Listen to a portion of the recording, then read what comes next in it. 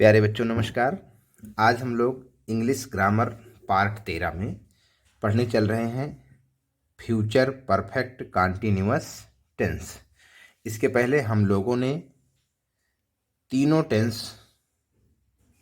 यानी कि future indefinite tense, future continuous tense, future perfect tense complete पढ़ चुके हैं और आज ये टेंस का आखिरी पार्ट है future perfect continuous tense.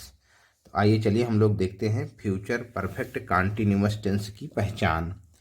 Future perfect continuous tense की पहचान: जिस वाक्य के अंत में रहा होगा, रही होगी, रहे होंगे आदि शब्द आए और साथ में समय भी दिया हो तो उसे फ्यूचर परफेक्ट कॉन्टिन्यूअस टेंस समझना चाहिए। अनुवाद करने का नियम: सब्जेक्ट आई और वी के साथ सहायक क्रिया सैल है बीन तथा बाकी सभी कर्ताओं के साथ बिल है बीन का प्रयोग करते हैं और क्रिया में आईएनजी जोड़ देते हैं। निश्चित समय के लिए सिंस तथा अनिश्चित समय के लिए फॉर का प्रयोग करते हैं। निश्चित समय इसके पहले हम लोगों ने बताया है, सुबह शाम, सन, दिनों के नाम आदि। अनिश्चित समय कौन कौन से होते हैं, जैसे 1 घंटा, 2 घंटे, 2 दिन से, 3 दिन से आदि। चलिए हम लोग एग्जाम्पल देखते हैं। वह 2 दिन से अपनी किताब पढ़ रहा होगा।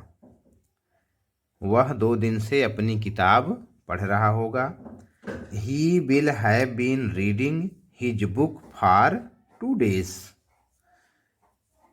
अब हमने यहाँ पर सब्जेक्ट हमारा वह है तो ही लगाया। अब ही के साथ हम क्या लगाएंगे, विल हैव बीन। क्यों?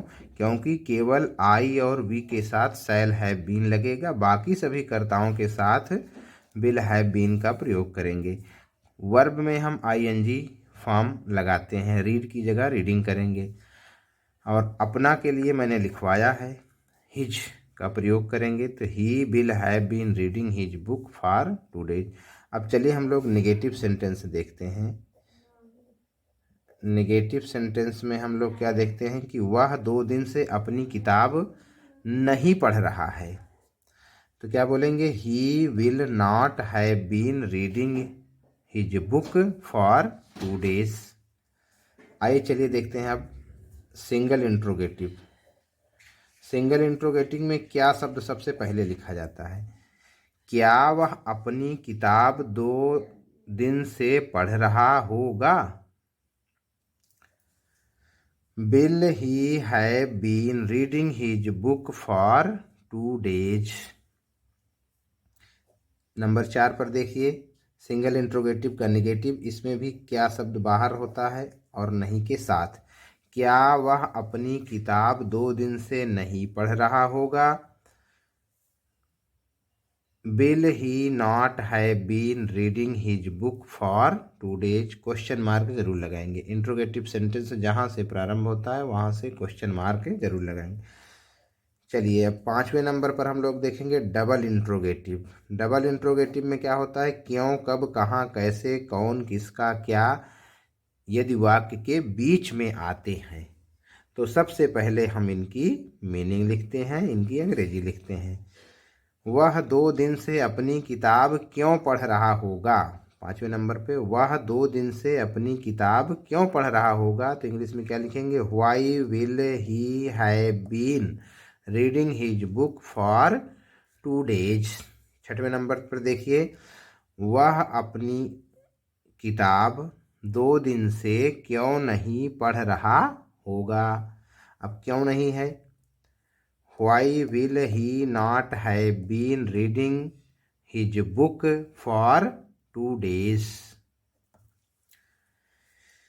इस प्रकार आज हमने देखा फ्यूचर परफेक्ट कॉन्टिन्यूअस टेंस। अगर हम लोग पीछे ध्यान करेंगे तो आप इसमें देखिए कि फ्यूचर कॉन्टिन्यूअस टेंस की भी पहचान क्या होती है, जिस वाक्य अंत में रहा होगा, रही होगी। लेकिन यहाँ पर क्या है, रहा, रही होंगे, रहा होगा आदि शब्द तो है ही हैं, लेकिन इसके साथ साथ इसमें समय भी दिया गया है।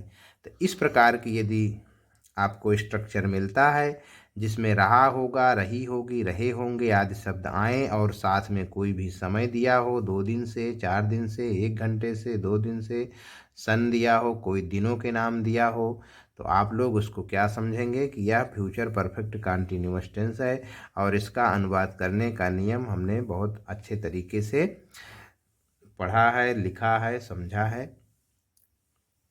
तो इस प्रकार आप लोग फ्यूचर परफेक्ट कंटीन्यूअस टेंस आपको याद होगा। तो आज हम लोगों ने टेंस के कंप्लीट वीडियो पूरा कर लिया।